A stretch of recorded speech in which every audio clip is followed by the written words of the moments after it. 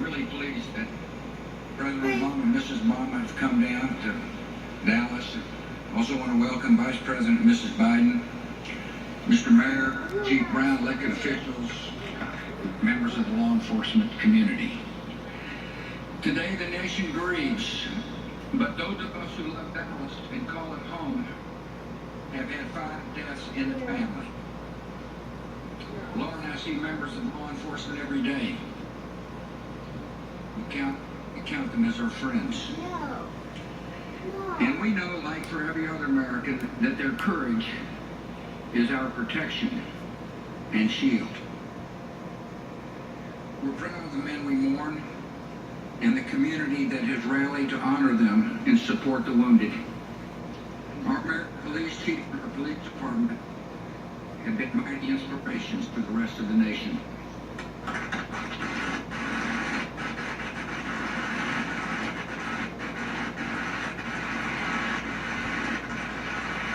These slain officers were the best beloved husband to Detective Katrina Aarons and father of 2. Michael Kroll, caring son, brother, uncle, nephew, and friend. Michael Smith, U.S. Army veteran, devoted husband and father of 2. Brett Thompson, Marine Corps vet, recently married. Patrick Zamaripa, U.S. Navy Reserve combat veteran, proud father, and loyal Texas Rangers fan.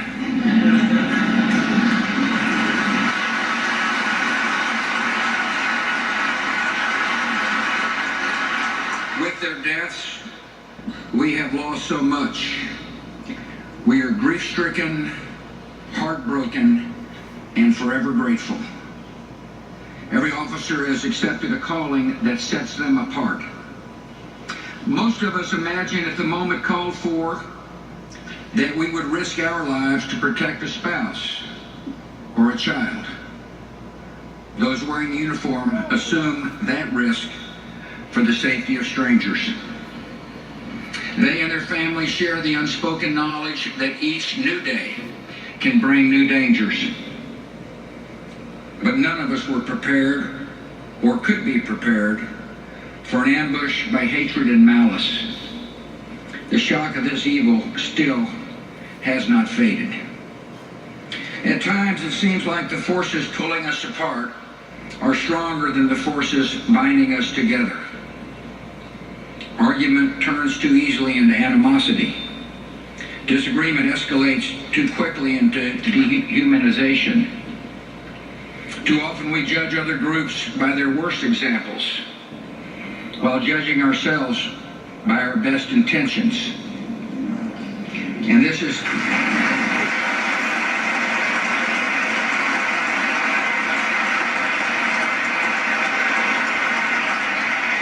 strained our bonds of understanding and common purpose. But Americans, I think, have a great advantage. To renew our unity, we only need to remember our values. We have never been held together by blood or background. We are bound by things of the Spirit, by shared commitments to common ideals. At our best, we practice empathy, imagining ourselves in the lives and circumstances of others.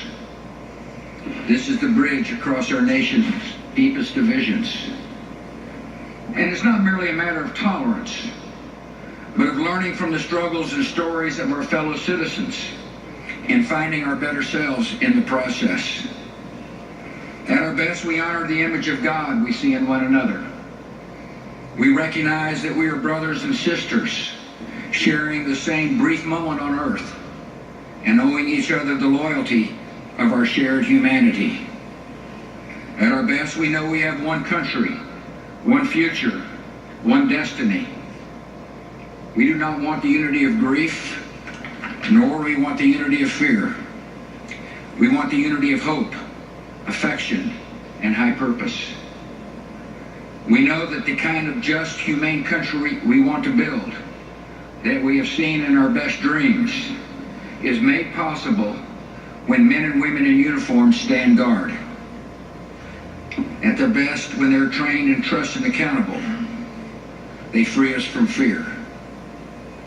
The Apostle Paul said, "For God gave us a spirit not of fear, but of strength and love and self-control." Those are the best responses to fear in the life of our country. And they're the code of the peace officer. Today, all of us feel a sense of loss, but not equally. I'd like to conclude with the word of the families, the spouses, and especially the children of the fallen. Your loved one time with you was too short. They did not get a chance to properly say goodbye. But they went where duty called. They defended us, even to the end.